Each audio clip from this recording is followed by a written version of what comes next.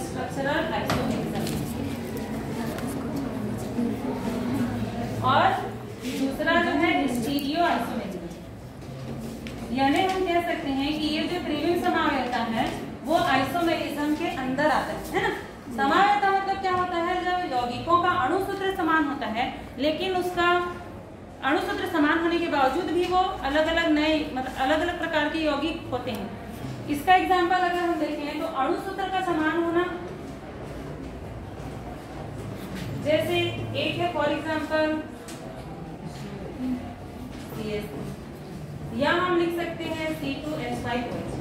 देखो जी इसमें total carbon कितने हैं, इसमें 2 है। इसमें टोटल हाइड्रोजन कितने हैं, 6। और ऑक्सीजन कितने हैं, 0। इसी प्रकार से इसमें अगर आप देखोगे तो कार्बन 2 है, हाइड्रोजन भी 6 है और ऑक्सीजन भी 1 है। तो हम बोल सकते ये क्या कहलाएगा, अणुसूत्र है ना। यदि अणुसूत्र कहने का मतलब उसमें जो भी आपका फॉर्मूला दिया जाएगा उसमें जो अवयवी कंपोनेंट होंगे एटम वो कितने की संख्या में। जैसे एक इसमें 2 कार्बन ही है, 6 हाइड्रोजन है और 1 ऑक्सीजन है। लेकिन अगर हम इसको लिखेंगे तो इसका अणुसूत्र समान है लेकिन फिर भी इसकी संरचना सूत्र अलग अलग है। ये तो अलग अलग यौगिक में पाया जाएगा। इसी को अगर हम CH3 और CH3 के रूप में लिख देंगे तो ये हमारा क्या हो जाएगा, ईथर ROR। और अगर हम इसे C2H5OH के रूप में लिखेंगे तो ये क्या हो जाएगा, अल्कोहल। तो इसे हम क्या कहते हैं, इसका समावेयता। अब ये जो समावेयता या आइसोमेरिज्म होता है उसे मुख्य रूप से 2 भागों में बांटा गया है। एक को बोला जाता है संरचनात्मक समावेयता और दूसरे को बोला जाता है त्रिविम समावेयता या स्टीरियो आइसोमेरिज्म। संरचनात्मक समावेयता में वही आएगा आपका, है ना, अणुसूत्र समान लेकिन संरचना जो है वो अलग अलग होती है। ये भी बहुत प्रकार के होते हैं, जैसे कि चेन स्ट्रक्चरल आइसोमेरिज्म, पोजीशन स्थान समावेयता। तो इसे हमें डीप से नहीं पढ़ना। हमारा जो मेन टॉपिक है वो क्या है, हमारा त्रिविम समावेयता हमारा मेन टॉपिक। ठीक है, तो त्रिविम समावेयता का भी पहले तो क्लासिफिकेशन देख लेते हैं। इसको भी 2 भागों में बांटा गया है। एक को बोलते हैं कॉन्फर्मेशनल आइसोमेरिज्म, संरूपण समावेयता, और दूसरे को बोला जाता है कॉन्फिगुरेशनल। एक ही जैसा लग रहा है लेकिन एक नहीं है ना, कन्फर्मेशनल और कॉन्फिगुरेशनल दोनों अलग है। और जो कॉन्फिगुरेशनल आइसोमेरिज्म है उसको भी 2 भागों में बांटा गया है। ज्यामिति समावेयता, जियोमेट्रिकल पढ़े हो ना, सिस्टान, और दूसरा है ऑप्टिकल प्रकाशिक समावेयता। क्लासिफिकेशन आया समझ में। आइसोमेरिज्म को 2 भागों में बांटा गया, संरचनात्मक और त्रिविम समावेयता। त्रिविम समावेयता को 2 भागों में बांटा गया, कन्फर्मेशनल और कॉन्फिगरेशनल। और कॉन्फिगरेशनल को भी 2 भागों में बांटा गया है, जियोमेट्रिकल और ऑप्टिकल। जियोमेट्रिकल में आपका ज्यामिति समावेयता सिस्टांस वाला, और ऑप्टिकल में प्रकाशिक सक्रिय और निष्क्रिय वाला, जिसको आगे धीरे से पढ़ेंगे। ठीक है, तो अब हम लोग मेन देख लेते हैं स्टीरियो आइसोमेरिज्म किसे कहते हैं, त्रिविम समावेयता किसे कहते हैं। तो इसमें क्या होता है, अगर हम देखें तो इसका अणुसूत्र भी समान होता है, इसकी संरचना भी समान होती है, संरचना सूत्र बोलेंगे, संरचना सूत्र भी समान होता है। लेकिन त्रिविम आकाश में जो परमाणु होते हैं, है ना, 3D स्पेस में या त्रिविम आकाश में परमाणु की व्यवस्था अलग अलग होती है, अलग अलग पोजीशन में वो पाया जाता है। इसीलिए इसे हम क्या कहेंगे, त्रिविम समावेयता। जैसे एक एग्जांपल ऐसा सिंपल अगर हम देखें तो इस प्रकार का कोई मॉलिक्यूल फॉर है ना, ये इतना ही है, इसकी संरचना भी ऐसा ही है, फॉर्मूला यही रहेगा। लेकिन मान लो कि इसमें थोड़ा सा ऐसा चेंज कर दिया, मतलब ये ऊपर की तरफ है ये, और तो इसमें 3D स्पेस में, 3 डायमेंशनल स्पेस में ये एक अणु है, मान लो ये एक अणु है, तो इसके जो परमाणु है एक ऊपर की तरफ है और एक नीचे। इस प्रकार 3D स्पेस में इसकी व्यवस्था भिन्न होती है। तो इसे हम क्या कहेंगे, एक दूसरे का त्रिविम समावेयता यही कहेंगे। और ये जो घटना है इसे हम क्या कहेंगे, स्टीरियो आइसोमेरिज्म। ठीक, ये आया समझ में। आगे और देखेंगे इसको धीरे से। इसमें पहला जो हमने देखा था क्या था, कॉन्फर्मेशनल संरूपण समावेयता। इसका भी आप क्या लिखोगे, इसमें भी संरचना सूत्र समान होते हैं और अणुसूत्र भी समान होता है, लेकिन 3 डायमेंशनल स्पेस में ये डिफरेंट अरेंजमेंट रखते हैं, इसके जो परमाणु होते हैं। और ये इसका सबसे इम्पोर्टेंट है, इसमें जो समावेयता पाई जाएगी वो बिना बंध के टूटे, बिना कोई बंध के टूटे या ब्रेक हुए, इस प्रकार की समानता पाई जाती है। जबकि कॉन्फ़िगरेशनल में क्या होता है, जब ये आइसोमर प्रदर्शित करते हैं तो उसमें बंध जो है वो टूट जाता है। इसको भी समझेंगे। जैसे एथेन, एथेन का फॉर्मूला बताओ कि क्या होता है, C2H6 होता है। अगर हम इसकी संरचना यहाँ पर बनाएंगे तो कैसे बनाएंगे, ऐसे बनाओगे इसकी संरचना, है ना। अगर पूरे हाइड्रोजन और इसको लिखो ऐसा बोलने से,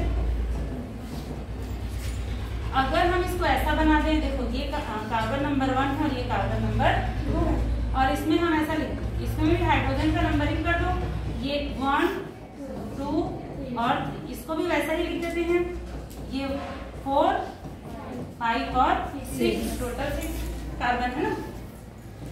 अब क्या किया जाए, इसमें तो सिंगल बॉन्ड है ना।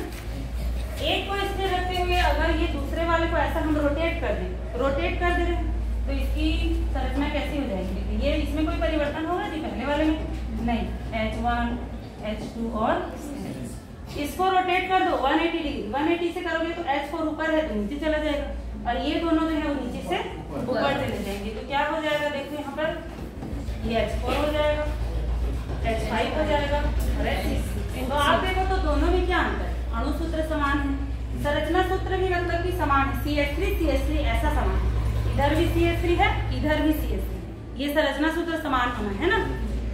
लेकिन इसके जो परमाणु हैं वो 3D स्पेस में चेंज हो गए, इसीलिए इसे हम क्या कहेंगे, कॉन्फर्मेशन। और बंध टूट नहीं रहा है, यहाँ पर कोई भी बंध टूटा है क्या, देखो तो ये भी सिंगल से जुड़ा हुआ है, पहले से भी सब सिंगल बॉन्ड से जुड़े हुए थे, ये भी जुड़ा हुआ है, ये भी सिंगल बॉन्ड से जुड़े हुए हैं, ठीक है। तो इसका जो सबसे मेन वो क्या है कि बिना बंध के टूटे इसके 3D स्पेस में जो अणु है उनके परमाणुओं में चेंज आ जाता है, रोटेशन यानी कि डिफरेंट व्यवस्था अरेंजमेंट के कारण। तो इसलिए इसे हम क्या कहते हैं, कॉन्फर्मेशनल आइसोमेरिज्म। इसका आगे आप पढ़ोगे और भी है ना, फिशर प्रोजेक्शन पढ़े हो ना, न्यूमैन प्रोजेक्शन, फिशर प्रोजेक्शन में इस टाइप की इसकी संरचना में आप पढ़ोगे। आया ये समझ में, ठीक है। तो ये आपका कॉन्फर्मेशनल आइसोमेरिज्म। दूसरा हम लोग देखेंगे कॉन्फिगरेशनल। तो इसमें क्या हो जाएगा, कॉन्फिगरेशनल जो आइसोमेरिज्म होता है उसमें बंध जो है वो टूटेगा तभी वो एक दूसरे आइसोमर में चेंज होंगे, बंध जो है वो टूट जाता है। इसका सबसे मेन एग्जांपल है जी ज्यामितीय समानता, सिस ट्रांसफर, है ना। यहाँ पर देख रहे हैं सबसे ज्योमेट्रिकल, ये तो आपको पता ही होगा। अगर इस प्रकार हम कोई कार्बनिक पदार्थ लेते हैं तो उसमें अगर समान समूह एक ही साइड में होता है तो उसको हम लोग क्या बोलते हैं, सिस बोलते हैं। और अगर समान समूह अगर अलग अलग साइड में होता है तो उसको हम लोग क्या बोलते हैं, ट्रांस। पढ़े हो ना सिस ट्रांस। अब ये सरल है, इसको पढ़े होगे, याद करो। तो यहाँ पर क्या होगा, अगर H और Cl इधर, मान लो अगर हम Cl को इधर कर दें और H, तो यहाँ पर देखो जी आप H एक साइड है, Cl एक साइड है, तो इसको कौन सा वाला बोलेंगे, सिस बोलेंगे।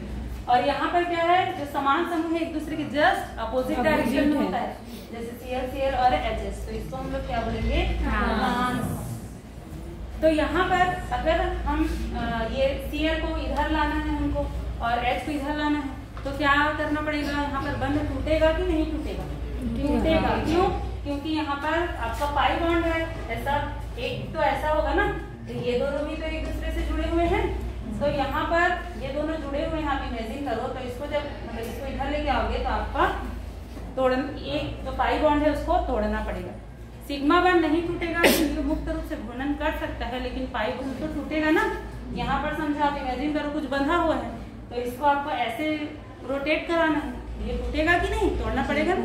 तो इसीलिए इसमें क्या होता है कि जो बंध होता है वो टूटता है, तब जाकर ये नया आइसोमर बनाते हैं, जैसे कि सिस ट्रांस आइसोमर में। ये आया समझ में, कॉन्फिगरेशनल आइसोमेरिज्म आया जी। इतना ये पूछा जाता है अलग से, संक्षिप्त टिप्पणी करो में दे देगा आपका संरूपण समावेयता या कॉन्फिगरेशनल या ज्योमेट्रिकल। इसके बाद हम लोग नेक्स्ट देखेंगे प्रकाशिक समावेयता, ठीक है, प्रकाशिक समावेयता, ऑप्टिकल आइसोमेरिज्म। प्रकाशिक समावेयता, ऑप्टिकल आइसोमेरिज्म। तो आप लोगों ने ये भी पढ़ा होगा कि किसी पदार्थ पर अगर हम प्रकाश डालते हैं, प्रकाश की विकिरण डालते हैं, तो वो उसको घड़ी की दिशा में घुमा रहा है क्लॉकवाइज, तो वो डी फॉर्म कहलाएगा। और अगर वो उसे एंटी क्लॉकवाइज घुमा रहा है तो एल फॉर्म कहलाएगा। ऐसा वाला पढ़े, यही आपका क्या कहलाता है, प्रकाशिक समानता। ठीक है, तो इसके लिए हमें कुछ चीज जानने की जरूरत है। जैसे आपको पता है कि जो लाइट होता है उसकी जो दिशा होती है, क्या वो एक ही दिशा में होती है क्या? मतलब जो रेडिएशन होता है, कहने का मतलब प्रकाश की जो विकिरण होती है, क्या वो एक ही दिशा, मतलब इधर या एक ही दिशा इधर या ऐसा होता है क्या एक ही दिशा में? नहीं, वो सभी दिशाओं में बिखरे हुए रहते हैं। तो इसलिए हम बोल सकते हैं कि जो लाइट होता है उसका अगर हम प्रदर्शित करें तो उसको हम किस प्रकार से प्रदर्शित करते हैं? इस प्रकार से, यानी कि वो सभी दिशा, एरो सभी तरफ जा रहा है, मतलब वो सभी दिशाओं में फैला हुआ है रेडिएशन। लेकिन प्रकाशिक समानता प्राप्त करने के लिए हमको क्या करना पड़ेगा? जो पदार्थ हम लेंगे उसमें समतल ध्रुवित प्रकाश को डालना पड़ेगा। समतल ध्रुवित प्रकाश, प्लेन पोलराइज्ड लाइट होता है। ये क्या होता है? ऐसे प्रकाश की विकिरण जिसकी दिशा केवल एक ही डायरेक्शन में होती है, तो ऐसे वाले प्रकाश को क्या कहा जाता है? समतल ध्रुवित प्रकाश। तो इसको क्या किया जाता है? ये जो सिंपल लाइट है उसको निकोल प्रिज्म से गुजारा जाता है। निकोल प्रिज्म एक होता है, इसमें अगर हम कोई लाइट रेडिएशन जो कि सभी दिशाओं में, इसका जो डायरेक्शन है सभी दिशाओं में होता है, इसको अगर हम निकोल प्रिज्म से गुजारेंगे तो हमें जो लाइट प्राप्त होगी उसकी दिशा केवल एक ही डायरेक्शन में होगी। और इस प्रकार के लाइट को हम क्या कहते हैं? Plane polarized light, PPL short में लिख दे रही हूँ, प्लेन पोलराइज्ड। हिंदी में बोलेंगे तो समतल ध्रुवित प्रकाश। कभी कभी 1 नंबर के क्वेश्चन में पूछा जाता है कि समतल ध्रुवित प्रकाश किसे कहते हैं। ठीक है, तो ये प्लेन पोलराइज्ड लाइट अब कैसे प्रदर्शित करेंगे? तो इसमें जितनी भी रेडिएशन निकलेगी वो क्या होगी? एक ही डायरेक्शन में। तो जैसे मैंने इधर बनाया है, तो ये जरूरी नहीं है कि आप इधर बनाओगे, सीधा एक तरफ कोई भी डायरेक्शन बनाओ, अब क्या कर सकते हैं? एक ही डायरेक्शन में उसको ऐसा बनाना है। ठीक है, अब फिर इसको क्या करेंगे हम? जो सैंपल जिसका हमें ज्ञात करना है कि वो प्रकाशिक रूप से सक्रिय है भी कि नहीं, उसको हम इसमें डाल देते हैं। फॉर एग्जाम्पल XYZ कोई भी ऑर्गेनिक कंपाउंड को इसमें डाल देंगे। ठीक है, ये इसमें जाएगा। इसमें जाने के पश्चात एक पोलेरोमीटर होता है। पोलेरोमीटर क्या करता है? मापता है। जैसे डिटेक्टर पढ़े हो ना फिजिक्स वगैरह में, डिटेक्टर डिटेक्ट करता है कितना रेडिएशन आ रहा है, क्या ज्यादा आ रहा है या कम आ रहा है। तो वैसा ही होता है। तो इसमें क्या होगा कि मान लो कि ये जो है इसे किधर घुमा रहा है? इस डायरेक्शन में घुमा रहा है। कौन जी? ये सैंपल। तो वो उसको डिटेक्ट कर लेता है। इसको क्या बोला जाता है? पोलेरोमीटर। तो ये इधर की तरफ घुमा रहा है, यानी कि ये कौन से डायरेक्शन में हो रहा है? क्लॉकवाइज। अगर ये जो प्लेन सैंपल है, प्लेन पोलराइज्ड लाइट को अगर क्लॉकवाइज डायरेक्शन में घुमाता है तो उसे हम क्या कहेंगे? डेक्स्ट्रो रोटेटरी बोलते हैं। डेक्स्ट्रो रोटेटरी, दक्षिण ध्रुवण घूर्णक। और उल्टा भी हो सकता है, अगर वो उसे इधर घुमा रहा है, इस तरफ घुमा दिया है ना, किसको जी? रेडिएशन को। कौन घुमा रहा है? सैंपल। एंटी क्लॉकवाइज घुमा दिया तो उसे हम क्या बोलेंगे? एंटी क्लॉकवाइज घुमाएगा तो लीवो रोटेटरी, वाम ध्रुवण घूर्णक कहेंगे। और इसको रिप्रेजेंट करेंगे डी से या प्लस से रिप्रेजेंट करते हैं, प्लस से। और इसको रिप्रेजेंट करेंगे एल से या माइनस से रिप्रेजेंट करेंगे। तो अगर हमारा सैंपल या तो उसे दाईं ओर घुमा रहा है यानी कि क्लॉकवाइज घुमा रहा है, या तो एंटी क्लॉकवाइज, तो दोनों ही केस में हमारा पदार्थ क्या कहलाएगा? प्रकाशिक रूप से सक्रिय यानी ऑप्टिकली एक्टिव पदार्थ। यानी ये दोनों अगर है तो वो हमारा पदार्थ क्या कहलाएगा जी? Optically active. यही तो हम चेक कर रहे हैं ना। देखो यहाँ पर हमने क्या किया, एक मतलब ये समझो एक इंस्ट्रूमेंट है। इंस्ट्रूमेंट जैसे पढ़े हो ना फिजिक्स वगैरह में, तो वैसा एक इंस्ट्रूमेंट है। इसमें सबसे पहले सिंपल लाइट रेडिएशन को डाला जाता है, लेकिन हमको चाहिए प्लेन पोलराइज्ड लाइट। तो हम इसमें क्या, इसमें फिट रहता है क्या? Nicol prism. ये इंस्ट्रूमेंट क्या करता है? इंस्ट्रूमेंट का एक भाग होता है जो क्या करता है, उसे एक ही दिशा में वाली प्रकाश को जाने देता है। तो यानी इससे हमें जो लाइट प्राप्त होगा वो कैसा होगा? एक ही डायरेक्शन में होगा। इसलिए इसे हम क्या कहेंगे? Plane polarized light. अब इसमें एक ऐसा क्यूवेट बोल सकते हैं या मटेरियल होता है जिसमें सैंपल को डाला जाता है। कौन सैंपल? जिसको हमको टेस्ट करना होता है कि ऑप्टिकली एक्टिव है या नहीं है। जैसे उस सैंपल को हमने डाल दिया, मान लो एक्स कोई सैंपल है, तो ये इस पे टकराएगा। इसमें टकराने के पश्चात एक जो डिटेक्टर या पोलरोमीटर मतलब ये बताता है, दिखाता है कि इसने इतने एंगल से, एंगल भी बताएगा और कौन सी दिशा में घुमा रहा है प्रकाश, ये जो लाइट होता है उसको भी बताएगा, है ना। कि मान लो ये 12 एंगल से घुमा रहा है और क्लॉकवाइज घुमा रहा है, तो हमारा पदार्थ कैसा कहलाएगा, दक्षिण ध्रुवण होना, क्या डेक्स्ट्रो रोटेट, ऐसा बोलेंगे समझ जाओगे ना, ठीक है। क्लॉकवाइज, अगर वो एंटी क्लॉकवाइज घुमा दिया तो उसको बताएगा कि एंटी क्लॉकवाइज घुमा रहा है, तो वो हमारा पदार्थ कैसा हुआ, नेवो रोटेटेड, वाम ध्रुवण। और दोनों ही केस में हमारा पदार्थ क्या कहलाएगा, हाँ ये ऑप्टिकली एक्टिव है। ऑप्टिकली एक्टिव यानी ऐसे मतलब कि पदार्थ जो अपने ऊपर पड़ने वाली लाइट को क्लॉकवाइज या एंटी क्लॉकवाइज घुमा देते हैं, ऐसे पदार्थों को क्या कहते हैं, प्रकाशिक रूप से सक्रिय पदार्थ, ऑप्टिकली एक्टिव। और अगर कोई पदार्थ हमने डाला और उसके ऊपर पड़ने वाली लाइट को अगर वो किसी भी दिशा में नहीं घुमाता, जैसा है वैसा ही निकल जा रहा है, तो उस पदार्थ को हम क्या कहेंगे, प्रकाशिक रूप से असक्रिय, ऑप्टिकली इनएक्टिव। आया समझ में। तो दो कंडीशन हो सकता है आपके पास, एक बार और इसको लिख देते हैं। जो सैंपल है अगर हम उसको डालेंगे तो दो कंडीशन हो सकता है, एक तो हो सकता है ऑप्टिकली एक्टिव और ऑप्टिकली इनएक्टिव हो सकता है। और ऑप्टिकली अगर एक्टिव होगा तो उसमें भी दो कंडीशन हो सकता है कि वो कौन सा वाला है, डेक्स्ट्रो रोटेटरी है या लीवो रोटेटरी। आया समझ में। डेक्स्ट्रो रोटेटरी यानी क्लॉकवाइज घुमा रहा है और लीवो रोटेटरी यानी कि एंटी क्लॉकवाइज घुमा रहा है। और दोनों में से कोई भी है तो वो तो ऑप्टिकली एक्टिव ही होगा, है ना। और अगर कोई भी परिवर्तन नहीं दिख रहा है, जैसे हमने प्रकाश लाइट को डाला वैसे ही वो निकल जा रहा है, यानी कोई परिवर्तन नहीं, कोई परिवर्तन नहीं, तो वो किसी भी डायरेक्शन में नहीं घुमा रहा है, तो वो पदार्थ क्या होगा, ऑप्टिकली एक्टिव नहीं होगा। आया ये समझ में। तो ये क्वेश्चन आपको पूछा जाता है, जैसे संक्षिप्त टिप्पणी करिए, प्रकाशिक रूप से सक्रिय अणु या प्रकाशिक सक्रियता या प्रकाशिक समावयता, तो ये सारी चीजों को आपको उसमें बताना है। आया।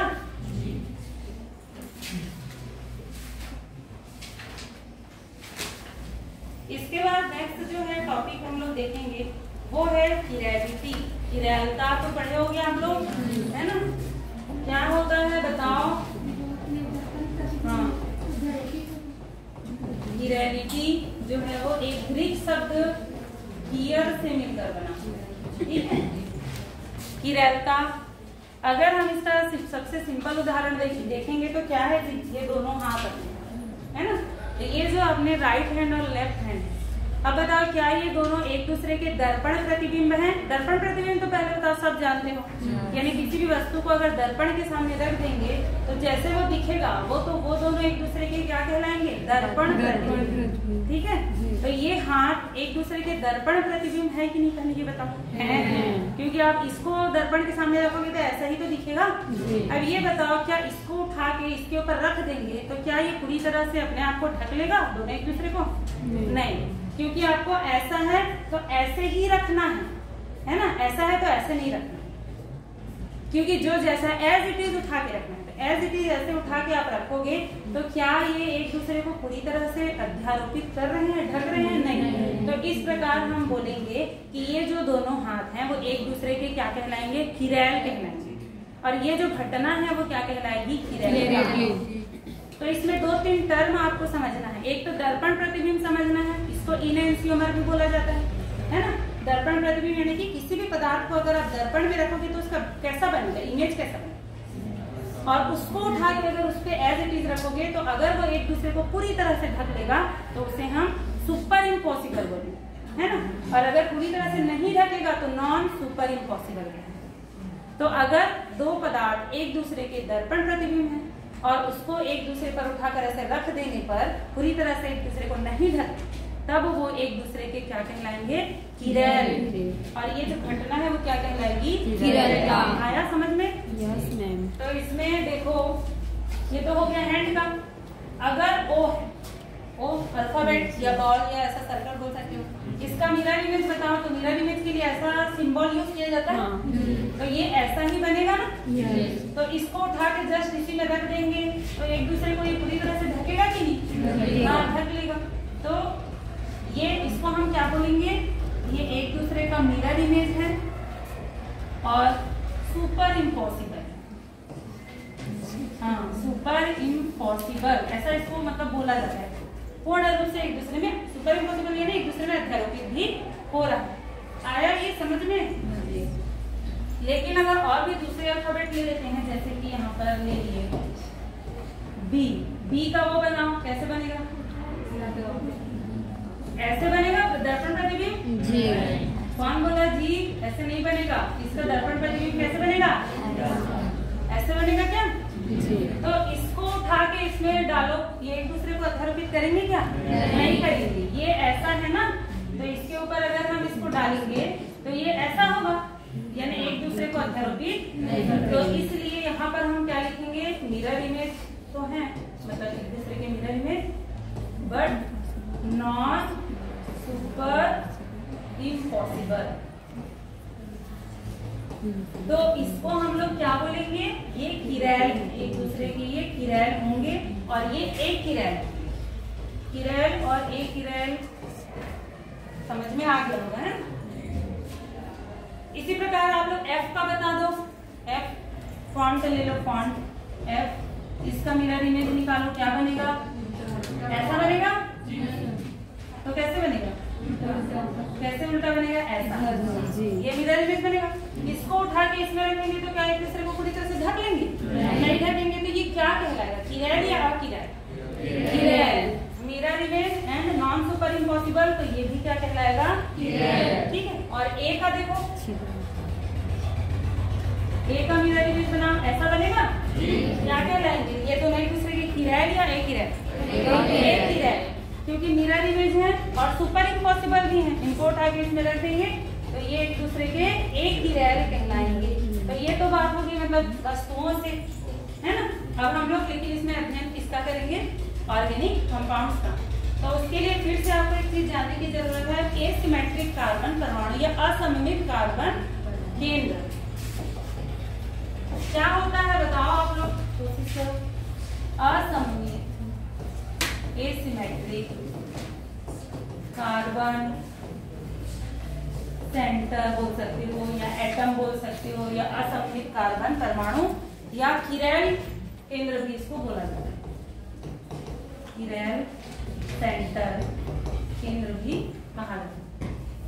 तो फॉर एग्जांपल अगर हम ले लेते हैं HCl, OH और ब्रोमीन, तो अगर कोई ऑर्गेनिक कंपाउंड ऐसा कार्बन है जिसकी चारों संयोजकता अलग अलग अणु या परमाणुओं से जुड़ी है, यानी कि चार बंध है, एक कार्बन में चार ही होता है ना, तो अगर वो चारों के चारों अलग अलग परमाणु या अणु से जुड़े हैं तो उस केंद्र को हम लोग क्या बोलते हैं? असममित केंद्र या असममित कार्बन है उसमें बोलेंगे, या अब उसको हम लोग बोलेंगे कि इसमें किरैल कार्बन है बोलेंगे। ठीक है। असममित कार्बन इसको समझो। असममित कार्बन मतलब ऐसा कार्बन या ऐसा सेंटर होता है किसी भी ऑर्गेनिक परमाणु का जिसमें कार्बन की चारों जो संयोजकता बोल सकते हो अलग अलग अणु या परमाणु से जुड़ी है। जैसे इसमें देखो, एक तरफ आपका क्लोरीन है, हाइड्रोजन है, हाइड्रोक्सिल है और ब्रोमीन। तो इस कार्बन को हम लोग क्या बोलेंगे? इसे असममित कार्बन परमाणु कहेंगे, है ना। लेकिन अगर हम इसको बताना, ये कार्बन जो है वो क्या ये असममित कार्बन परमाणु कहलाएगा? नहीं कहलाएगा, क्योंकि इसमें दो परमाणु जो है जैसे कि हाइड्रोजन वो सेम होंगे। ठीक है। तो इसे हम किरैल केंद्र भी नहीं कहेंगे। और इसमें आपको वही देखना है, डेक्स्ट्रोरोटेटरी और लेवोरोटेटरी। और ये आपका किससे रिलेटेड है जी? ऑप्टिकली एक्टिव से। कैसे देखो, अगर आपके पास असममित कार्बन परमाणु है ना, तो वो असममित कार्बन परमाणु है मतलब वो ऑप्टिकली एक्टिव जरूर होगा, यानी कि वो या तो दाईं ओर घुमाएगा या तो बाईं ओर जरूर घुमाएगा।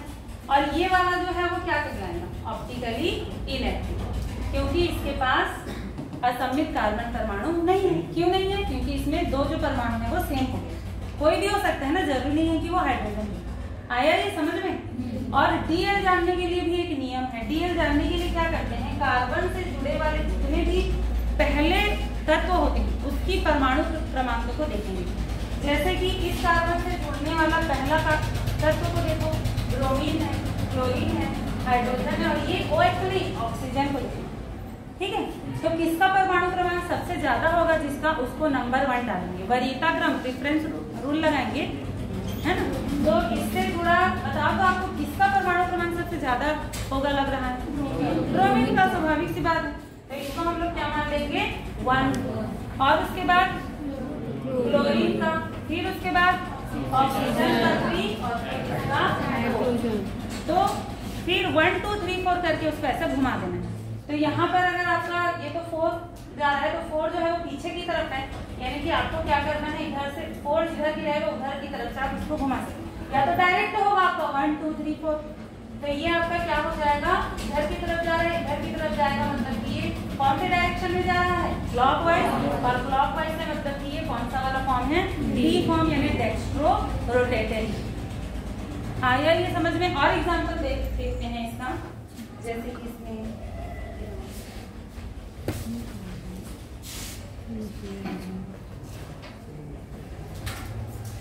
और एग्जांपल देखते हैं। इस प्रकार का अगर दिया है, OH हो गया, हाइड्रोजन हो गया, CH3 हो गया और क्लोरीन। चलो इसका बताओ, सबसे पहले तो ये बताओ इसमें असममित कार्बन परमाणु है कि नहीं?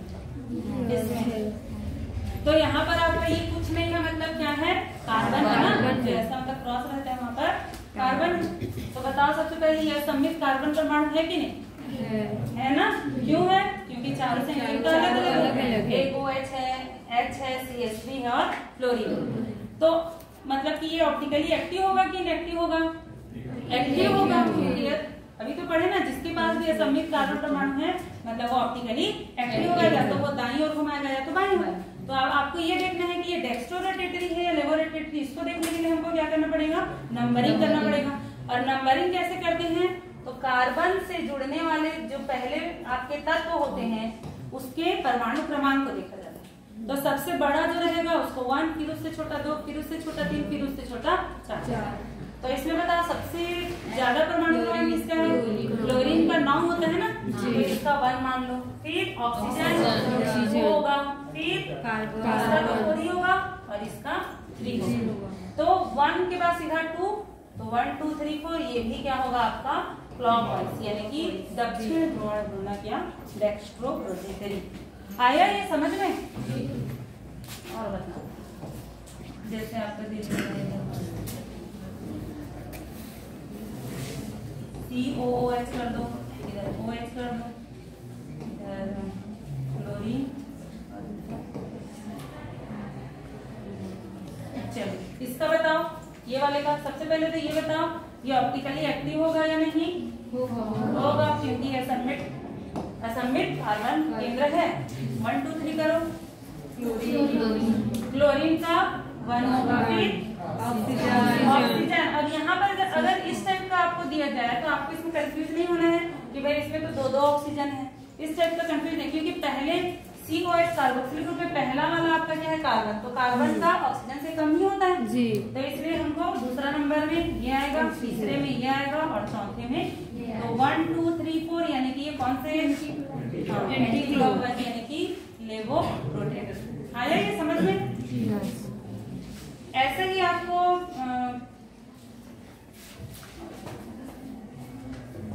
जैसे आपका कोई डाउट है,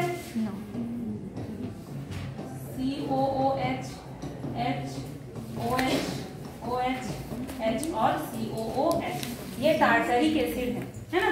इसमें भी आपको पूछा जा सकता है कि बताइए इसमें कितने असममित कार्बन परमाणु हैं, और प्रत्येक असममित कार्बन परमाणु क्या है, D है, A है, इस टाइप का भी इसमें पूछा जाता है। मतलब जरूरी नहीं कि आपको एक ही प्रकार का दिया जाए ना, मतलब एक ही कंपाउंड में 2 या 2 से अधिक असममित कार्बन परमाणु हो सकते हैं। जैसे इसमें देखो तो बताओ, देख के बताओ, इसमें देखो आपका ये वाला है ये असममित कार्बन, प्रत्येक कार्बन को अब इसमें देखना है, ये होगा नहीं होगा, क्योंकि इसमें COOH है, ये तो असममित कार्बन परमाणु नहीं, ये वाला भी है और ये वाला भी कार्बन है और ये वाला भी, तो ये भी नहीं है।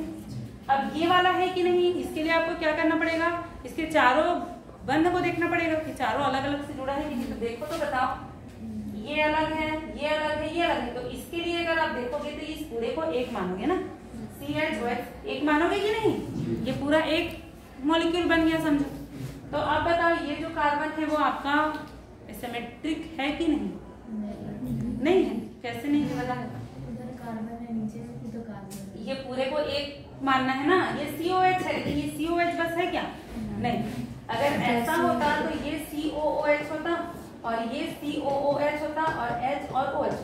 तो ये बताओ, अब ये नहीं है एसिमेट्रिक कार्बन, क्योंकि इसमें COH है, इसमें COH है जी। लेकिन इसको अगर आप ऐसा लिखेगी, इसको ये देखो ऐसा लिखोगे, इसको COH, इसको लिखोगे तो ये H होगा, ये OH, और इसको एक साथ लिख मानना है, भले डॉट में है, ये OH है और COOH, तो ये और ये कैसे सेम होगा? ठीक है, ऐसा मानना है। तो अलग अलग हुआ कि नहीं? ये अलग हुआ, ये अलग हुआ, तो ये असमित कार्बन है। ठीक है, और ये वाला, तो इसका अगर संदर्भ में लिखोगे, इसके संदर्भ में, तो क्या करना पड़ेगा? इसको सेंटर मान लो, इधर OH है, इधर H, और इसको COOH मानो, और ऊपर वाले को ऐसे CH, फिर OH, फिर COOH। तो ये और ये इसमें भी अलग होगा, यानी कि आपका ये और ये दोनों असमित कार्बन परमाणु है।